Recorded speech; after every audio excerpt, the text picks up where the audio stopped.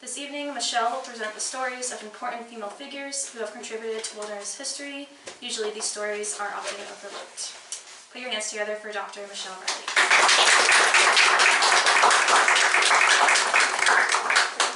Well, thank you. That was a great introduction. And thank you, Lynn, for inviting me. It's really nice to be here. This is my first time in Stanley, Idaho, and it's been a wonderful visit so far. It's an amazing place that you guys have here, so thank you so much. This lecture, or this talk, is from an article that I published in the International Journal of Wilderness last April, and I did print out the article here if anyone wants to take it when they leave. Yeah, feel free. So, wilderness is an amazing gift. I don't think I have to convince anyone of that, and it does provide us with innumerable benefits. And I can't thank our wilderness predecessors enough for having the foresight and the dedication to preserve these areas for us now to enjoy.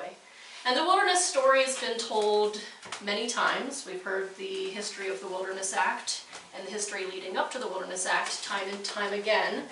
And so I'm sure everyone knows the big three, we call them. So we've heard these stories about, we have on the top, anyone want to yell them out? Bob Marshall. Yay, Bob Marshall, who was a Forest Service employee and one of the co-founders and also the financier of the Wilderness Society. How about down in the bottom over there? Aldo, yeah, so also another Forest Service employee, well-known author, and another co-founder of the Wilderness Society. And then, anyone recognize this man? Yeah, Howard Zanhiser. So he started off as an employee with the, what used to be, or the predecessor to the Fish and Wildlife Service, and he is credited as the primary author of the Wilderness Act. And was later one of the presidents of the Wilderness Society.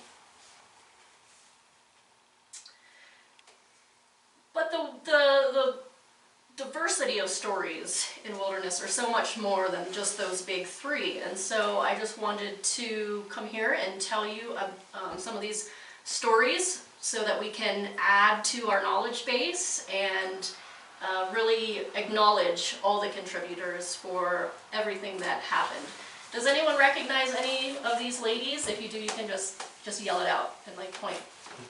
Go ahead. Terry Tempest Williams. Yeah, Terry Tempest Williams. Anyone else? Is that Rachel Carson? Yes, Rachel Carson is on here. In the upper. Oh. Anyone else recognize any of these ladies? Marty Muir. Yep, Marty's on here. Anyone else?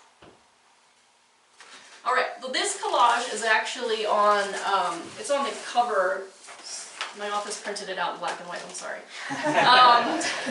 They printed the slides in color, but, so this collage is in the article, and then in the very last page, it has all these females' names. And so if you're interested in learning about who these women are, you can look there.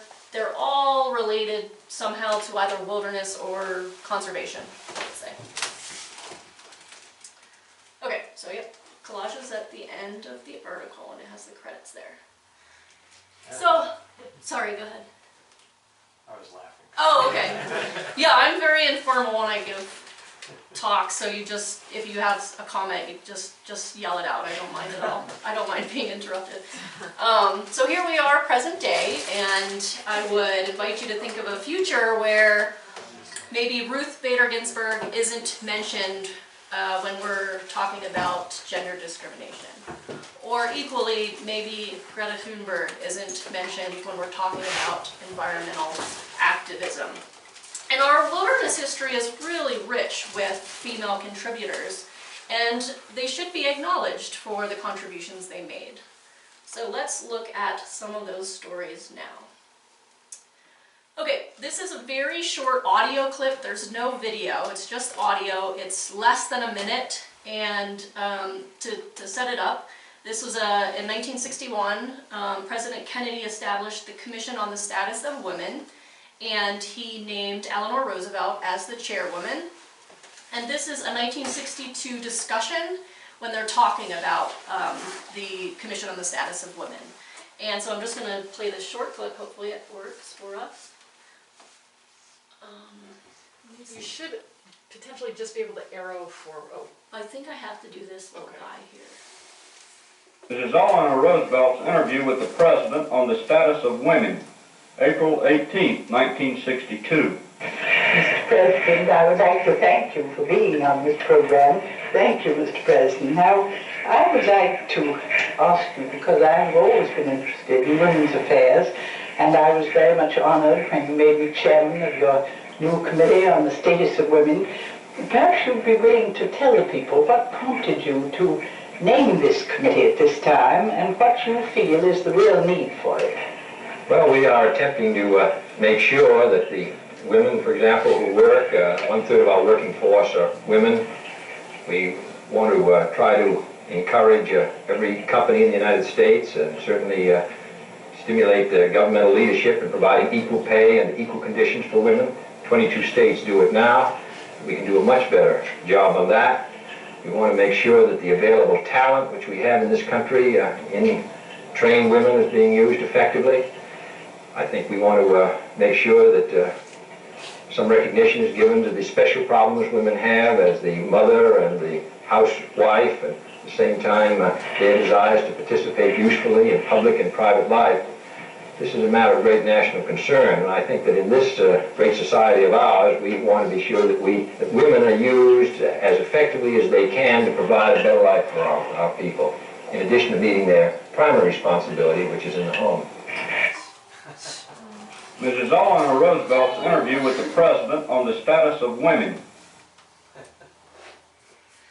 Okay, so everyone caught the last statement because I heard the chuckles. We want to make sure that women are used as effectively as they can in addition to meeting their primary responsibility, which is in the home. And I'm not highlighting this to shame anyone by any means. This was the norm. This was just the way things were at this point in time. And so it's not about shaming or blaming. It's trying to provide some context for the stories I'm about to tell. And so that we have an understanding of the rules that we had, gender roles at this point in time, and this helps us understand why maybe some of these women's wilderness contributions aren't known. It's because they weren't the normal people playing the roles that we were used to at this point in time, so we're not going to do that. So before I talk about the women, I just wanted to highlight this as a counter to what we just heard. This is a draft of the first meeting of the Washington section of the Wilderness Society. You can see the date there, April 4th, 1936. And the reason I put it up here is because of the 17 members in attendance, 9 of them were women. So that's impressive. This is 1936, and there were 9 women present here in this meeting. So that being, like I said, that being the prevalent viewpoint at that point in time, it's no wonder that maybe these stories are lesser known, or that maybe some of these women aren't acknowledged for their contributions in wilderness history. A lot of times these records, these stories just don't get told, and then there's no way to acknowledge them for what they did. So let's talk about some of those stories now. Okay, so probably the most well-known female that we'll talk about tonight is Marty Nuri. She's often referred to as the matriarch of the wilderness movement, or sometimes the grandmother of the conservation movement, but she was an author, she was a biologist, and she was also a teacher.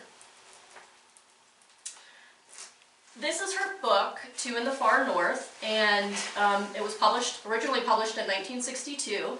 And in it, she advocated for wilderness protection. And the picture on the cover of the book is actually her and her husband, Olaus. And this picture was taken after their honeymoon. They returned from their honeymoon, they went dog sledding in Alaska, and this is the picture that was taken upon their return. So in 1956, Marty Olaus and some other field biologists, they traveled to the upper Senjac River on the south slope of the Brooks Range in Alaska, which is now inside what we have as the Arctic National Wildlife Refuge.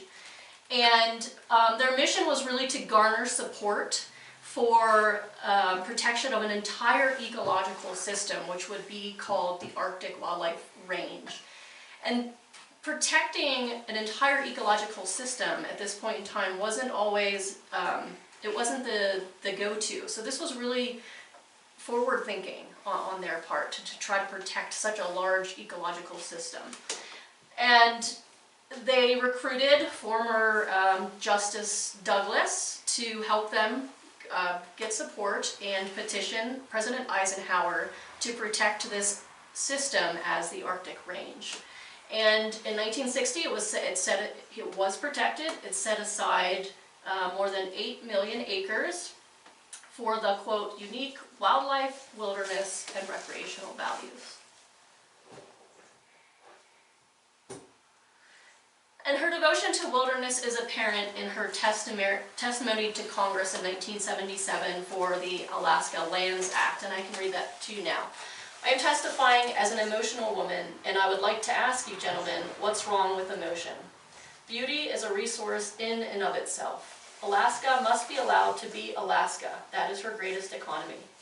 I hope the United States of America is not so rich that she can afford to let these wildernesses pass by, or so poor she cannot afford to keep them.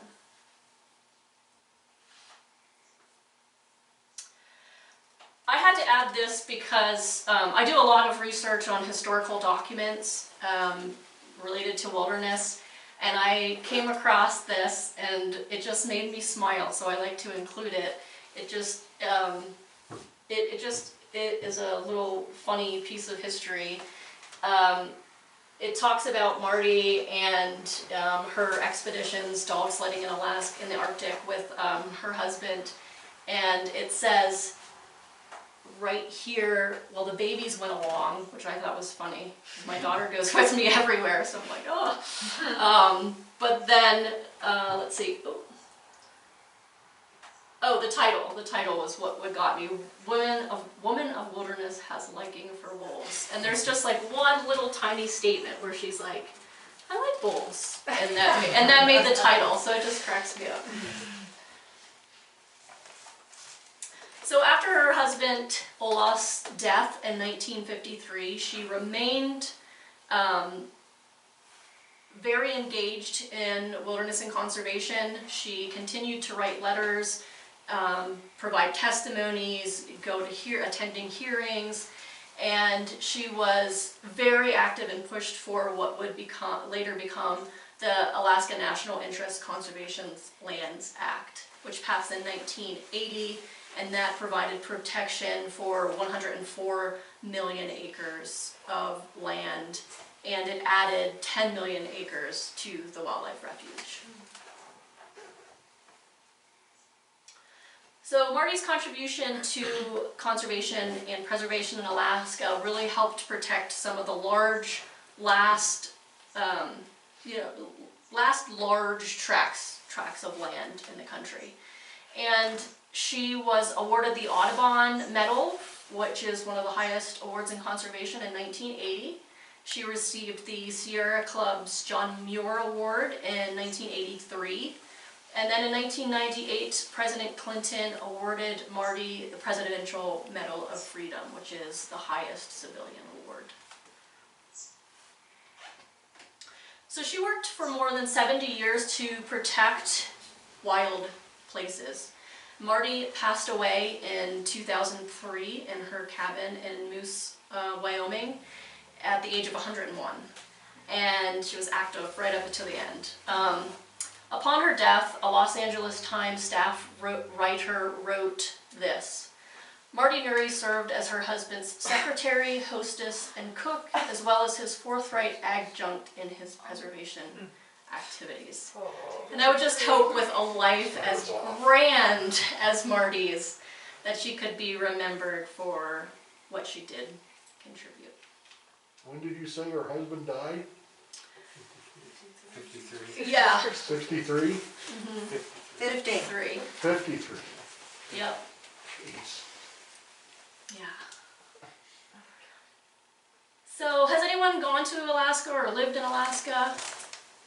do these names look familiar to you? If you're in Alaska, these two women are really, really well known. They were lifelong friends and adventure partners and wilderness heroes in Alaska.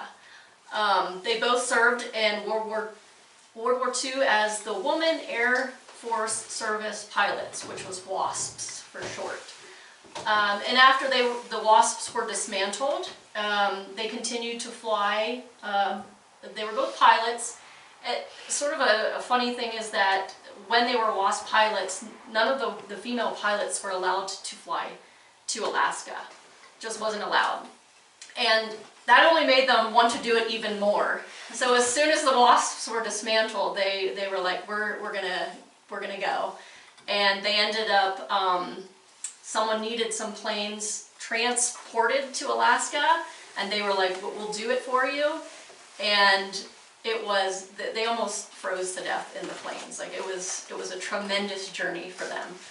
But they were not dismayed. They loved it, and they continued to fly for commercial airlines and for the fledgling tourist industry in Alaska. But when they got to Alaska, they decided that they didn't really want to work for these large-scale tourist groups. That's not really what, they just didn't feel that in their heart. They wanted something different. So they were inspired by the hut system in Europe. When they were in college, they studied abroad in Europe, and they remembered this hut system in Europe, and they wanted to try to replicate something similar to that. And so they wanted to look for a wilderness setting where they could offer these simple accommodations where you could really be in touch with nature. And so in 1952, they filed a Homestead Act claim for a piece of land just outside of Denali National Park with a view of the peak, and they called it Camp Denali. And this experience offered guests the opportunity, quote, to live for a while in the midst of primeval grandeur. And so living and working at Camp Denali really deepened their respect and their appreciation for Alaska wildlands. In 1960, they started a grassroots campaign to strengthen support for the creation of the Arctic Refuge, and at that time the senator there was trying to build opposition for this proposal. And so they went out to try to recruit people to testify in favor of developing the Arctic Wildlife Refuge. And here's a statement from Ginny, one of Ginny's testimonies, and again it really reflects her passion for wilderness. And it says, "The wilderness that we have conquered and squandered in our conquest of new lands has produced the traditions of the pioneer that we want to think still prevail. Freedom, opportunity, adventure, and resourceful, rugged individuals. These qualities can still be nurtured in generations of the future if we are far-sighted and wise enough to set aside this wild country immediately and spare it from the exploitations of a few for the lasting benefit of the many." And Ginny and Celia were successful. Most of the testimonies were in favor of the refuge. In the early 70s, Celia became very active in grassroots campaigns in an effort to pass, again, which would later become ANILCA, Alaska National Interest Lands Conservation Act. And both women were strong supporters, and they were heavily relied on when they were developing that act because of their extensive knowledge of Alaska. And in 1976, Celia became the first woman executive director of the Wilderness Society. And she was actually the first executive of any national environmental organization. So it started with the Wilderness Society. Her role as the director wasn't uncontroversial, though. It was, at that time, a little controversial, and she was met with a bit of disapproval. Susan Morgan was a co-worker at the Wilderness Society and said that when Celia started as director, there were a lot of people who didn't like having this strong female leader, and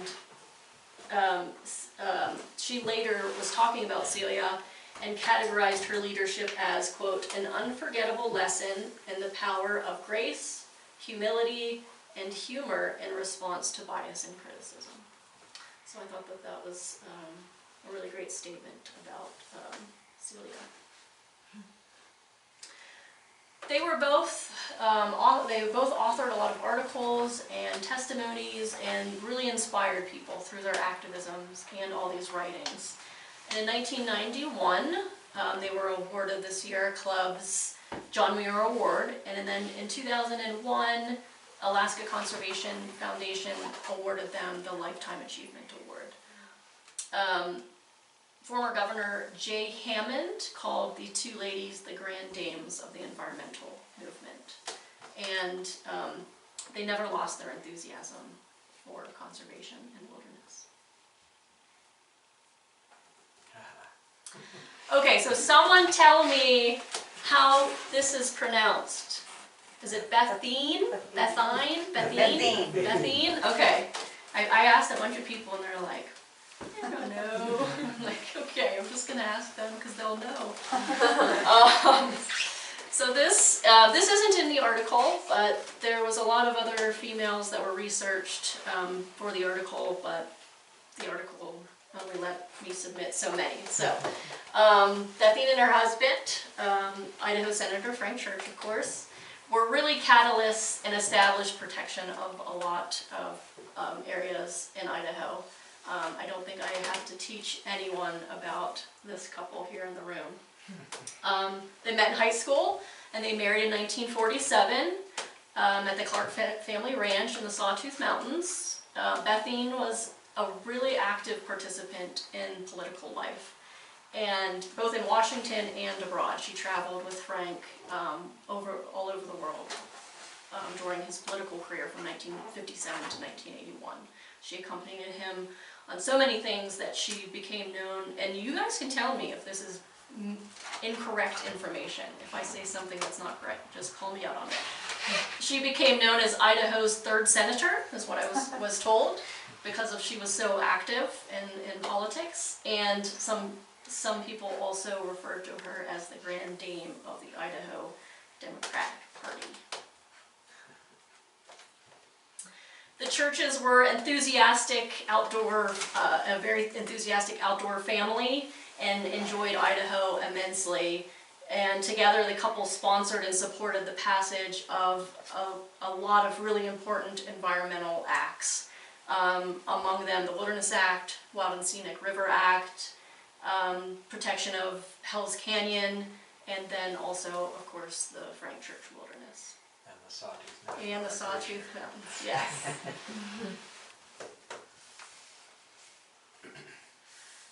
So her husband died from cancer in 1984, and Bethine remained active in politics.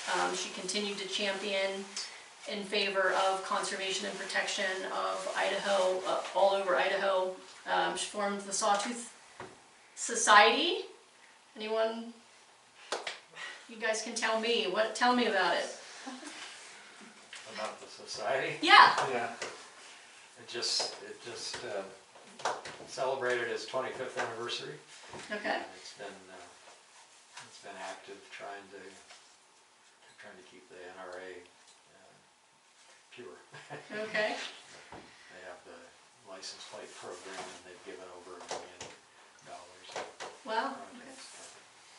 And there's a lot of positions over the years that they have helped to support, that the Forest Service doesn't have the money. Right. And they also were helpful in providing money for the operation of Redfish Lake Visitor Center before, when it was managed by the Forest Service, and then the Forest Service said, no, we can't afford it, and then the SIHA operation began. Okay. But they did support a number of different positions that the agency could never afford because their budgets, the word slash is about the best way to describe it. Yeah, yes, I agree with that. And Monica Church, who is the grandchild of Bethine and Frank and Cecil Andrews, is a member of the society, and she just became the executive director of the Andrews Center. Oh, wow. Yeah. You mean the Frank Church Institute, right? No, I think it's the Andrews Center.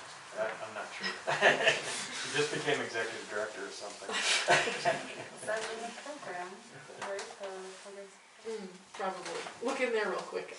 And that's right. she was a part of, an active part of the 25th anniversary of the SNRA, and when that celebration took place. Okay, yeah. And the last thing I'd like to share is Yeah. the family ranch or property, they gave it up Wow. because it would have been a part of the SNRA, and they did not want to show any conflict. Wow. So something that was in her home, Yeah, in her family, Yeah. for a number of years. Wow, I And did they not made, know that. and they made the decision to do that. Wow. Yeah, I did not know that. That is impressive. Well, thank you. Thanks for educating me on that. Lynn was right. It's not Frank. It's the Frank Church Institute. Okay, Frank Church Institute. Okay. Yeah, and you're spot on. They did Forest Service. Not only did they fund the positions, but they funded a lot of work that the Forest Service just wouldn't have been able to get to. Didn't have the resources. So that is very impressive. She continued to work for Mike Simpson, work with him, I guess, for the passage of the Central Idaho Economic Development and Recreation Act, which was legislation that included the protection of the Boulder White Clouds Wilderness. In the fall of 2009, she received the Bob Marshall Award from the Wilderness Society, and that's their highest award that they give. And obviously it's named for Robert Marshall, who was one of the co-founders of the Wilderness Society. In 2009, she received an honorary doctorate degree from Boise State University, and this is the statement that she made upon receiving that award. My message to you is to keep America's wilderness pristine, protect the earth.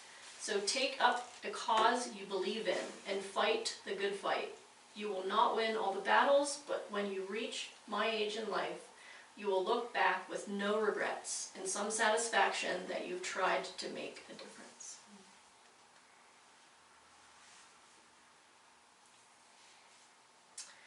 Okay, the next woman we're going to talk about is Polly Dyer. She's there on the far right.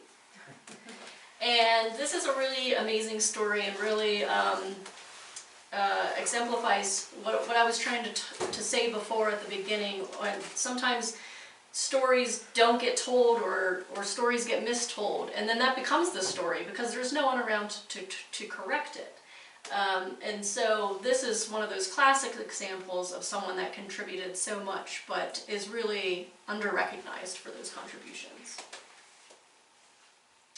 So 1968, President Johnson created the Olympic North Cascades National Park, which was Washington's third park at that time, and it was a very long and controversial campaign to get that protected. And really, Polly Dyer was the person that continued to push for that protection.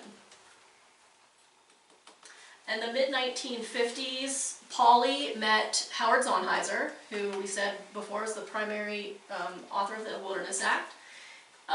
They met when they were both fighting to stop the Echo Park Dam in Dinosaur National Park. So they met, they were both working to stop that effort, and later Howard was visiting Polly's home in Seattle. And at that point in time, she was working very hard to protect certain stretches of the coastline. They wanted to build a highway in Olympic National Park, and so she was working very hard to get that protected so that there weren't any roads built. And during that campaign, Howard heard her use this word untrammeled. And she used it to really exemplify the feeling of the coastline there.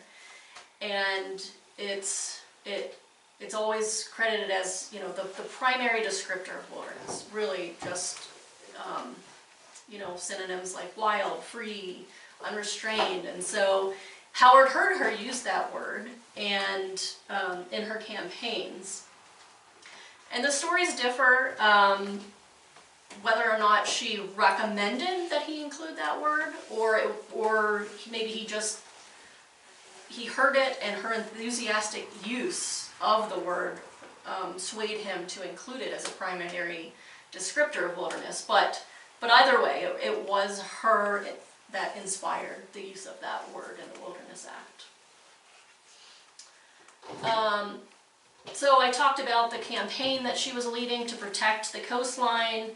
And so in 1958, she organized a hike along the coastline to get support and get public recognition of the struggle there. And she organized this hike, and it was like packed with environmental superstars at this point in time. You know, it was, you know, Justice Douglas and Marty Murray, and I mean, like, everyone was there. And so this is just a little, I don't know if the clip will play. Let's see. So maybe if I just, no.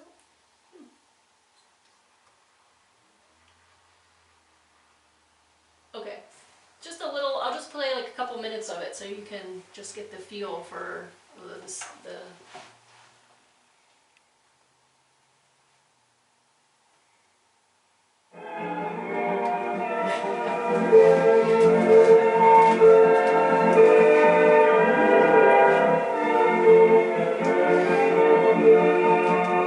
So that's Polly in the green shirt.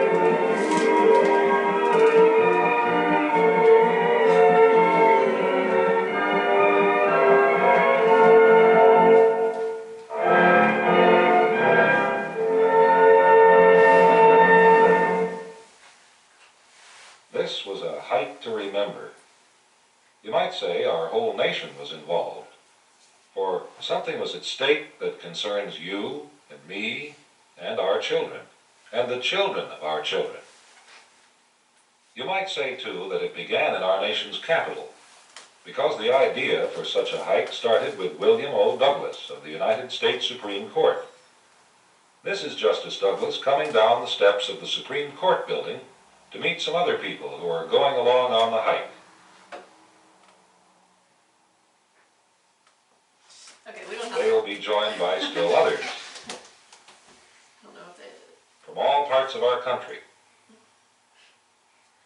And they'll all go to the state of Washington, way off in the northwesternmost corner. Justice Douglas invited his friends to a salmon barbecue, where freshly caught salmon were baked over open fires. He was born and raised in the state of Washington. Okay, I think there's one piece where You will come, and you would want to see the same things, living and moving, just as we found them. I've often recalled what Justice Douglas has written. There is much beauty in the earth, in the hard sand beneath me, the waves that make it, the alder and spruce above me, the ferns and the broom grass that envelop me. All this seems precious, almost sacred. I think we should make a diligent effort to keep it in the same condition in which we found it. All corners will attest that highways, of course, have been built along the... Okay, so let's see, did I skip too far? No. So Polly really organized that, but she was not a big name at the time, and so Justice Douglas was the star. You know, he was going to get people to come, but she was one of the people that organized that. The list of accomplishments and awards for Polly is extensive, but when asked what distinguished her from other environmentalists, one of her coworkers at the North Cascades Institute answered, quote, "Humility. She had grace and presence. She was perfectly happy to let others take the credit." And when I was researching for this article, it struck me that maybe that humility and letting others take the credit is why she's not known for as many things, especially the inspiration behind the word untrammeled. Helen Fensky. Helen was described as the housewife who lived at the edge of the swamp. But she really played a prominent role in galvanizing citizen support for what would become the Great Swamp National Wildlife Refuge, and then later the wilderness. So in 1959, the Port Authority of both New Jersey and New York announced a plan to fill in the Great Swamp and develop a new multi-million-dollar airport that was slated to be the world's largest international jetport. So they wanted to fill in the swamp to get this built. The Great Swamp in New Jersey is home to 39 species of mammals and over 200 different species of birds. And the Great Swamp Committee, which Helen organized in order to get support for protection, they used this information to try to formulate a proposal to get the area designated as a National Wildlife Refuge in the hopes of ending that jetport proposal. So they visited a Fish and Wildlife Service regional office. The first time they were unsuccessful. They were told to just go away, that we don't want any of this business. They went again. They prepared documents. They worked with the local university to get all the biodiversity data that they could to really prove how important this area was.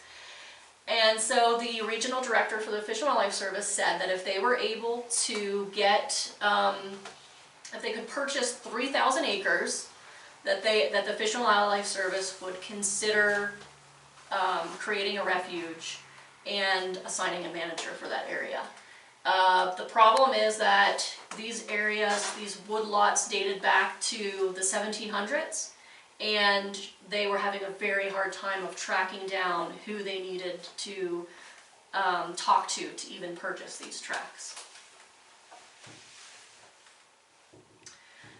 They did get the help of some local elites, and they were able to raise $5 million and purchase a little over 200 of those acres that they needed. Or, I'm sorry, 2,000 acres that they needed. And then in 1964, the Secretary of the Interior oversaw the dedication of the National Wildlife Refuge. But the Port Authority had not lost interest. They had not given up. They still wanted to try to figure out how to build a jetport. So 1964 is when the Secretary of the Interior designated that, and also 1964 is when the Wilderness Act passed. And Helen was at her home and she was reading an article about the Wilderness Act, and she read these words. This is in the definition of wilderness. The ending of the definition says, an area of wilderness is further defined to mean in the Act an area which has at least 5,000 acres of land or is of sufficient size as to make it practicable its preservation and use in an unimpaired condition. So she read that and thought about these islands of wilderness. And the Great Swamp was only 3,600 acres.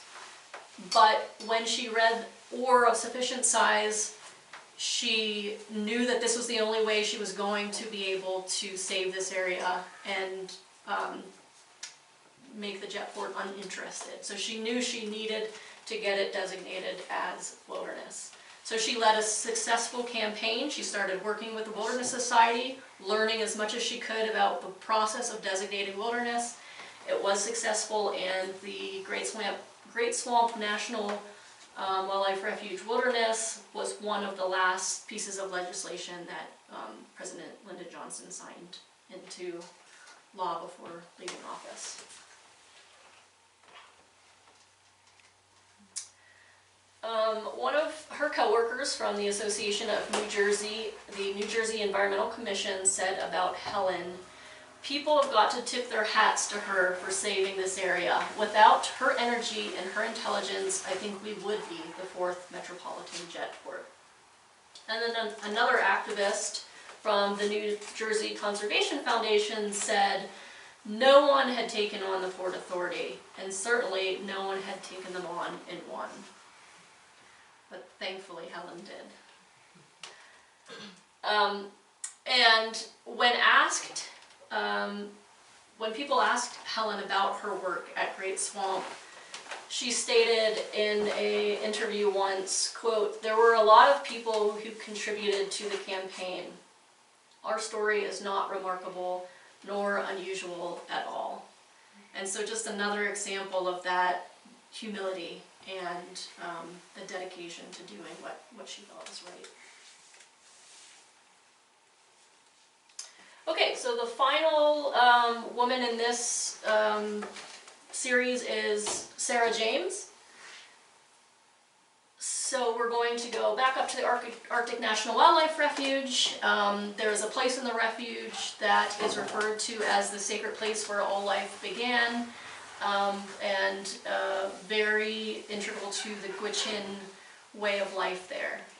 You've probably seen it in the news. The porcupine caribou herd has their breeding grounds, or their birthing and nursing grounds, on the coastal plain.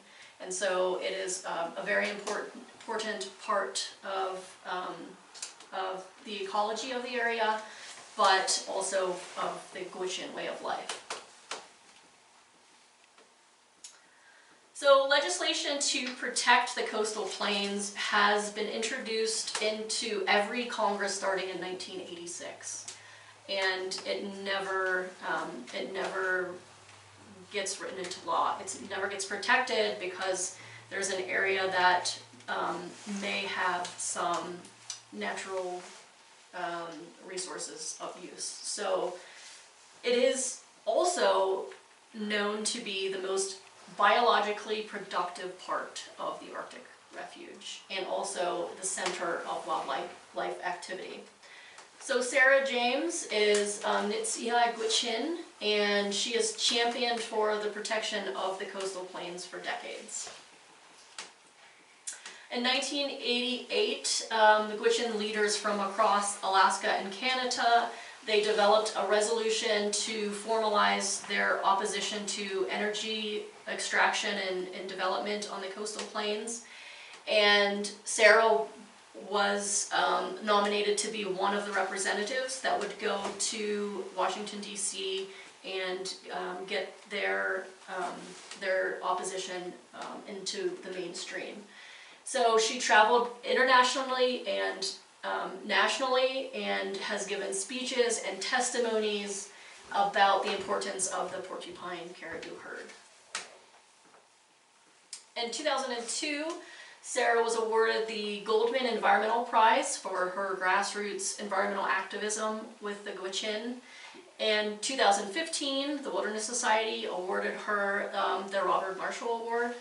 And then the Ford Foundation awarded Sarah a fellowship as one of the emerging leaders in a changing world.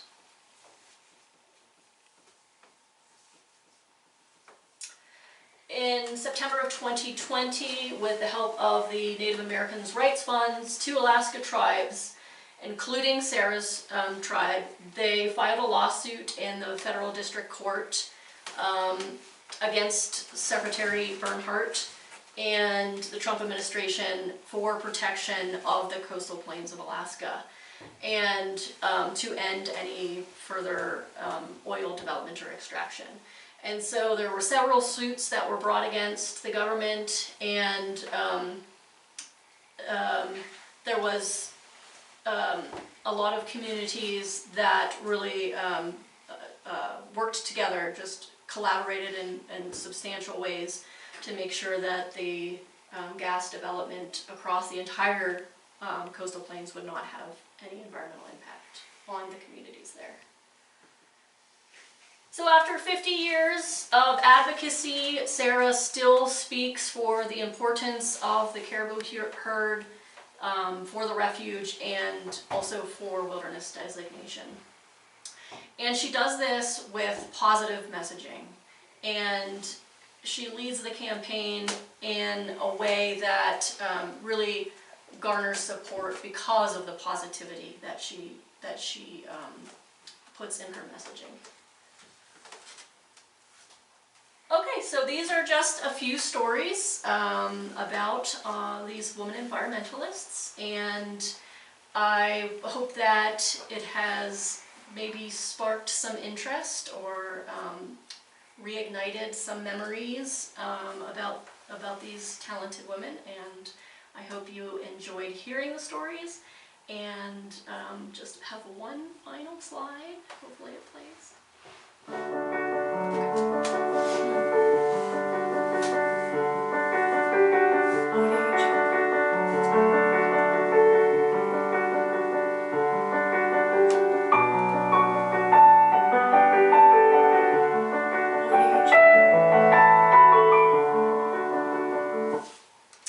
And that's it. Just wanted to show that there are so many other people that have contributed so much. So, thank you.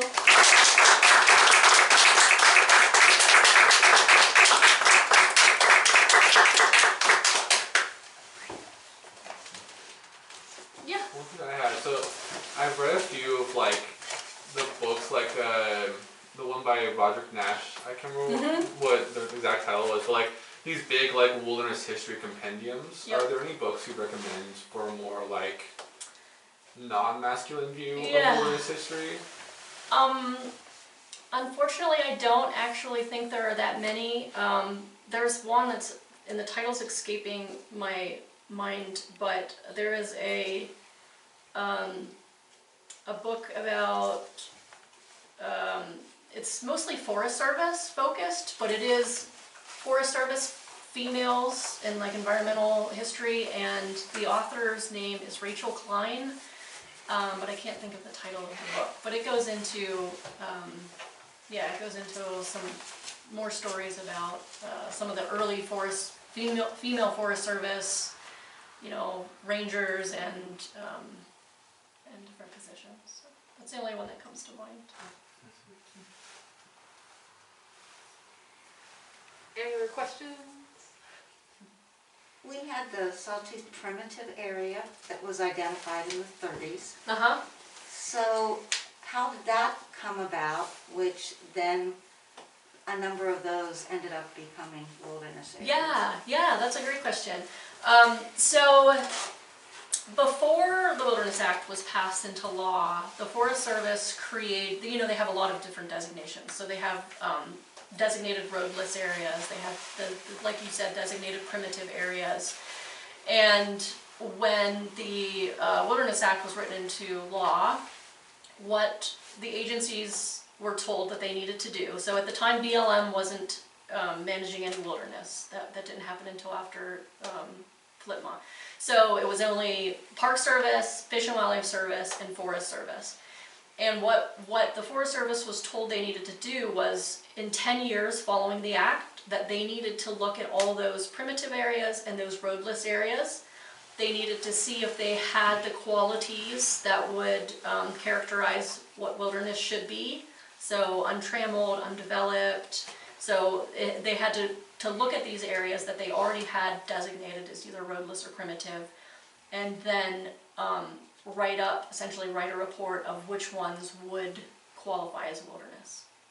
And so a lot of those roadless areas and primitive areas got in those 10 years following the act, those are the ones that got wilderness designation. And the Great Swamp, the one that I showed you with Helen Fensky, that was actually the first Department of Interior wilderness area that was designated. And it was the first citizen-led campaign to designate wilderness. Prior to that, the wilderness that was being designated was through the law that said you have 10 years to look at all your areas and tell us which ones should be wilderness. So that's how most of the areas had been designated as wilderness prior to Helen Helen was the first person that really led a grassroots campaign, a citizen-led campaign. When did you say that Great Swamp was? 1968, it was, yep, it was designated as wilderness in 1968. Forest Service designated the Scapegoat Wilderness in 1972, and that one's often claimed to be the first citizen-led campaign. But that's the first, I would say, the first Forest Service, the Scapegoat Wilderness in Montana. That was the first Forest Service citizen-led campaign. Yeah. What's been like the most surprising part about researching into like women in wilderness or like women in conservation movements? What's the surprising fact? I would say what's been really surprising is just how hard it is to find information. I think that's probably, like ties back to your question, why aren't there more books written? It's just, a lot of the information, the humility of the women involved, they didn't want the credit for it. They just wanted to get it done, and so the records are vague or just not there. And so it's been surprising to me, like you can follow a thread, like researching historical documents, and for the females it's just, the thread is so thin, it's really, really difficult. But when I started my position at the Arthur Carhart National Wilderness Training Center, I didn't know that Polly Dyer had inspired the use of the word untrammeled, and it wasn't until we had someone detailing into the Forest Service position, and she had been at the 50th anniversary of the Wilderness Act. They had a big anniversary celebration, and Polly Dyer was there, and she got to talk to her. Polly Dyer was one of the guest speakers, and this woman I was working with got to talk to her, and she told me about that, and I was like, what? Why doesn't anyone tell me? Like, why doesn't anyone talk about this? So that one was probably the biggest eye-opener for me.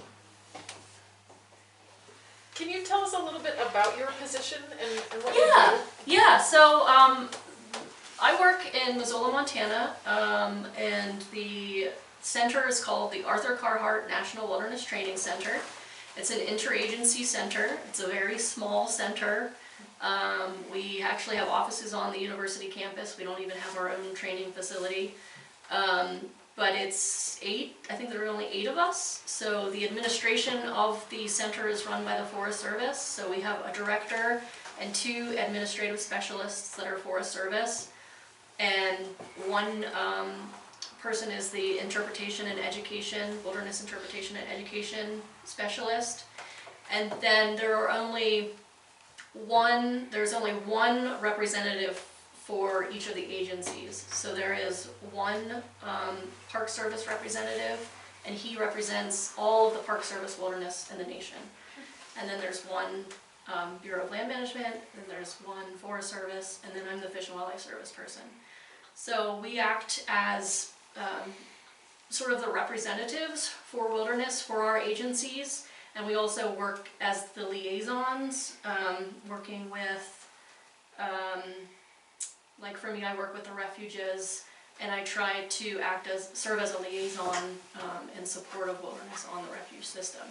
We do a lot of training. We put on regional trainings throughout the country. Usually we do 5 regional trainings, and so one of us will travel to, if we travel to Stanley, Idaho, we would assemble a committee, a planning committee that would be all local people.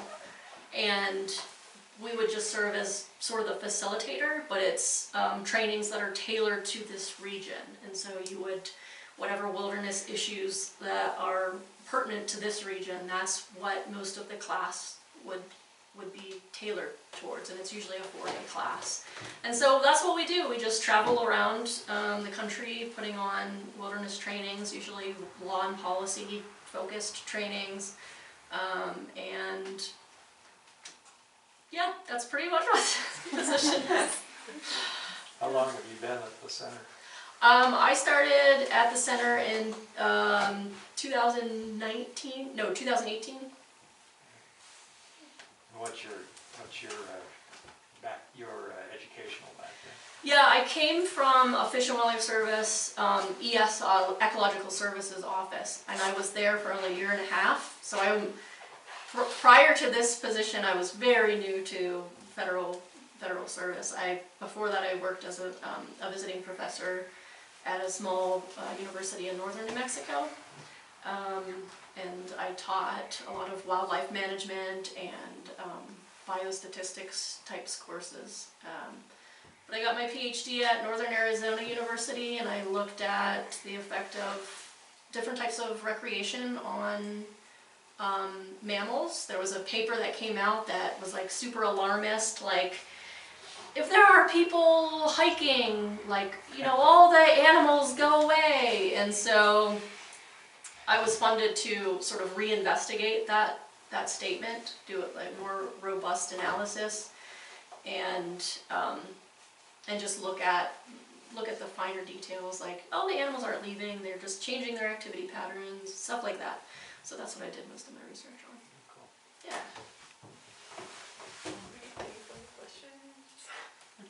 All right, thank you Well, so thank much, you. Michelle.